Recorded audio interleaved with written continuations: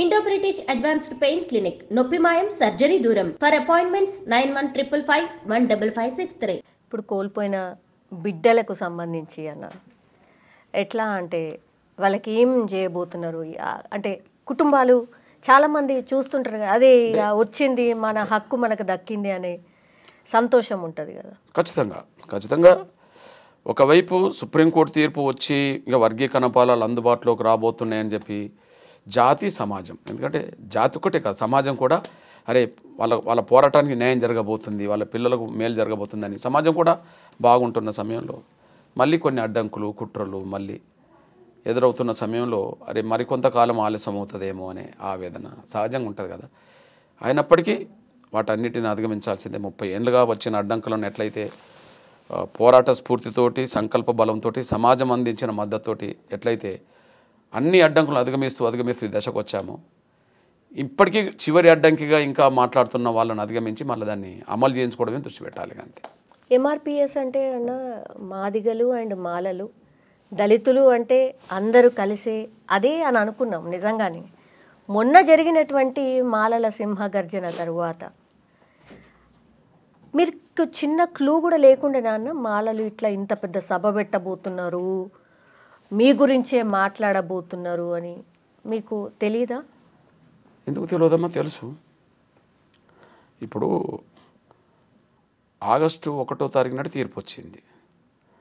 August 1వ తారీఖున వచ్చిన తీర్పు తర్వాత ఎంఆర్పిఎస్ ఇక విజయం సాధించింది అని మేము ముందుకెళ్ళాము. ఈ తీర్పును మేము అంగీకరించామని చెప్పి ఇంకా వాళ్ళు మాట్లాడుతూ వచ్చారు. తీర్పును ఎట్టి పరిస్థితులు అడ్డుకుంటామని చెప్పి రివ్యూ పిటిషన్లు వేశారు. 32 రివ్యూ పిటిషన్లు వేస్తే అందులో 16 మాలలు వేశారు. ఇక్కడ దేశవ్యాప్తంగా 32, 16 ఇక్కడ మాలలు వేశారు. రివ్యూ పిటిషన్లు మొత్తం తిరస్కరించింది. తర్వాత మళ్ళీ ఫైనల్గా క్యూరేటివ్ పిటిషన్ ఒకటి ఉంటుంది, దాన్ని వేశారు. మొన్న చీఫ్ జస్టిస్ కన్నా గారు దాన్ని తిరస్కరించారు. ఇక వాళ్ళకు న్యాయ వ్యవస్థ ద్వారా వాళ్ళకి ఇంకా లేదు. అట్లాంటప్పుడు రోడ్ల మీదకి వచ్చి బెదిరించో అదిరించో దీన్ని జాప్యం చేసినంతకాలం ఈ వర్గీకరణ లేకుండా అవకాశాలు పొందుదామని చెప్పి ఆ ప్రయత్నాలు 4 నెలలుగా కొనసాగించారు. దాదాపు మీటింగులు పెట్టుకుంటూ వాళ్ళ ఉద్యోగస్తులను వాళ్ళ విద్యార్థులను సమీకరించుకుంటూ వాళ్ళకి ఏదో వర్గీకరణ జరిగితే వాళ్ళకేదో అన్యాయం జరగబోతున్నట్టు వాళ్ళకు ప్రచారం చేసి మొత్తం రిజర్వేషన్లు లేకుండా చేయడానికి ఎంఆర్పిఎస్ కుట్ర చేస్తుందని చెప్పి ప్రచారం చేసి టోటల్గా ఒక మీటింగ్ పెట్టుకోగలిగారు. నేను ఒక విషయం చెప్తున్నామా, ఈ సమాజంలో ఎవరికన్నా అన్యాయం జరిగినప్పుడు న్యాయం కోసం పోరాటాలు మొదలు పెడతారు. ఎవరికన్నా అన్యాయం జరిగితే న్యాయం కోసం ఉద్యమాలు చేస్తారు. న్యాయం జరగాలని మీటింగులు పెడతారు. వాళ్ళకి ఏ అన్యాయం జరిగిందని మీటింగ్ పెట్టారు? పోనీ వాళ్ళ వక్తల్లో వాళ్ళు మాట్లాడిన వాళ్ళలో మాకు ఈ అన్యాయం జరుగుతుందని ఎవరు చెప్పారు? అన్యాయం జరిగితే న్యాయం కోసం మీటింగులు పెట్టాలి, న్యాయం కోసం పోరాటం చేయాలి. మళ్ళీ మీటింగ్ పెట్టిందైనా మీటింగ్ వేదిక మీద మాట్లాడిన వాళ్ళైనా వర్గీకరణ జరగనీయము మేము అడ్డుకుంటాం అంటాను. అంటే ఇంకొకరి హక్కులను మేము అడ్డుకుంటామని అర్థం. రిజర్వేషన్ల ఫలాలు ఏకపక్షంగా మేమే అనుభవిస్తాం, ఇందులో ఎవరి వాటా ఇవ్వం.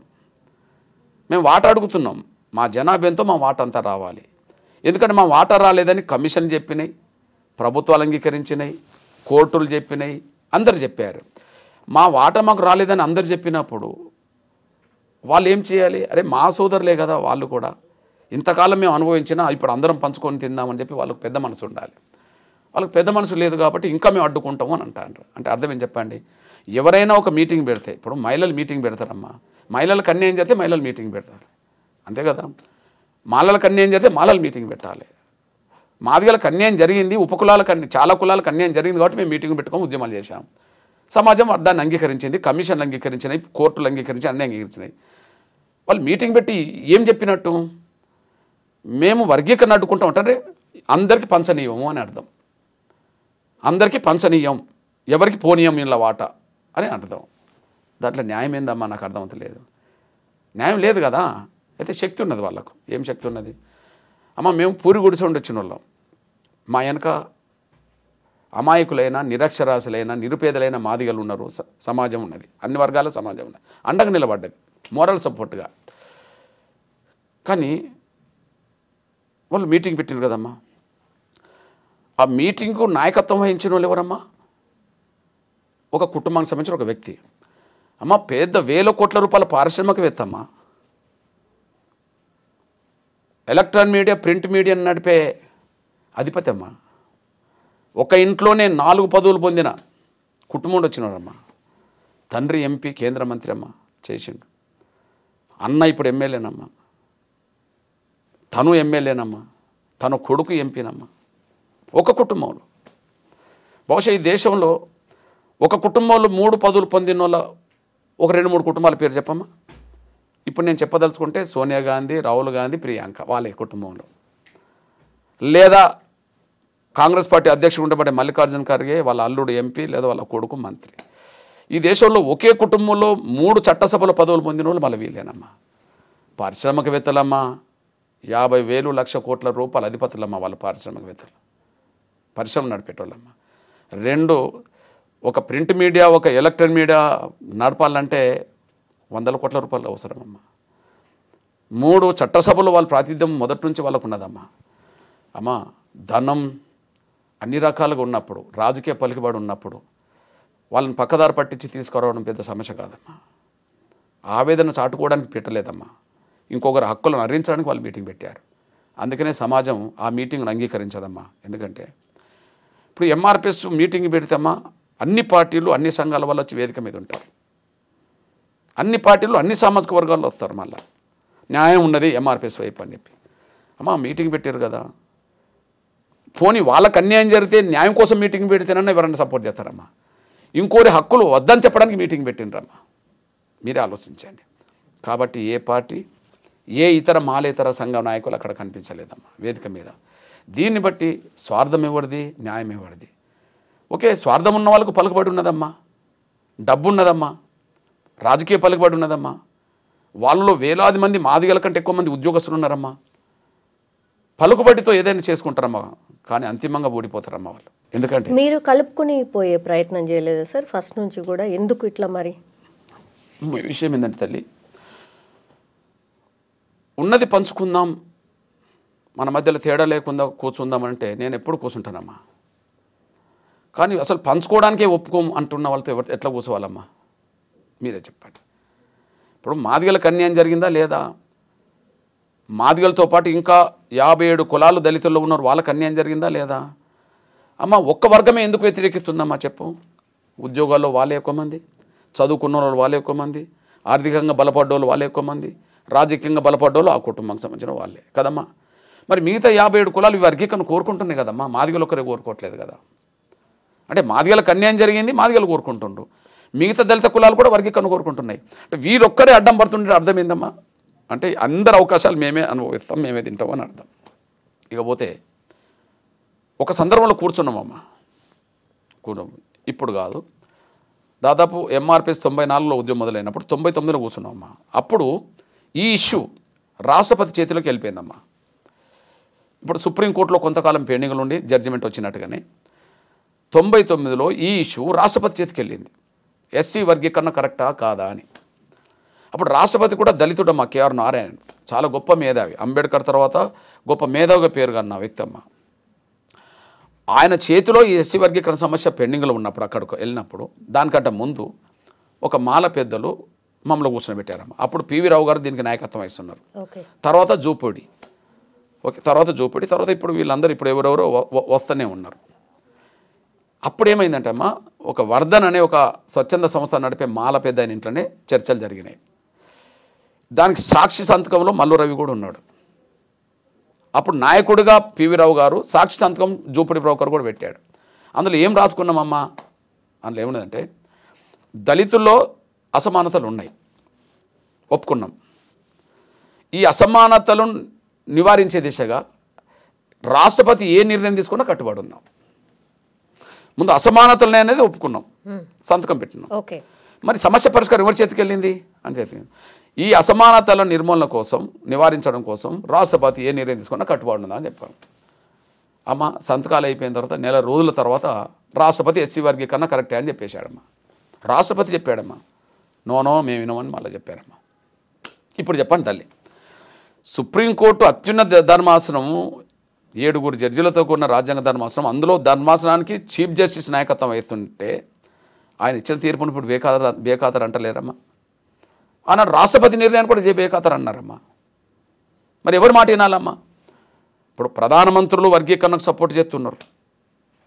ఓకే, మన్మోహన్ సింగ్ గారు కూడా వర్గీకరణ సపోర్ట్ చేశాడు. బిల్లు పెట్టకుండా వీళ్ళు అడ్డం పడ్డారు. ఇప్పుడు రేవంత్ రెడ్డి గారు వర్గీకరణ సపోర్ట్ చేస్తున్నారమ్మా. మీరు ముందుకెళ్ళొద్దని చెప్పి ఇప్పుడు అడ్డం పడతలేరా? అట్లనే ప్రధానమంత్రి మన్మోహన్ సింగ్ గారు ఉన్నప్పుడు కూడా వర్గీకరణకు ఆయనకు అనుకూలమే కమిషన్ వేసాడు, ఉషమైన కమిషన్. రిపోర్ట్ వచ్చినాక వర్గీకరణకు అనుకూలంగా రిపోర్ట్ వచ్చినాక రిపోర్ట్ని అమలు చేద్దని అడ్డం పడ్డారు.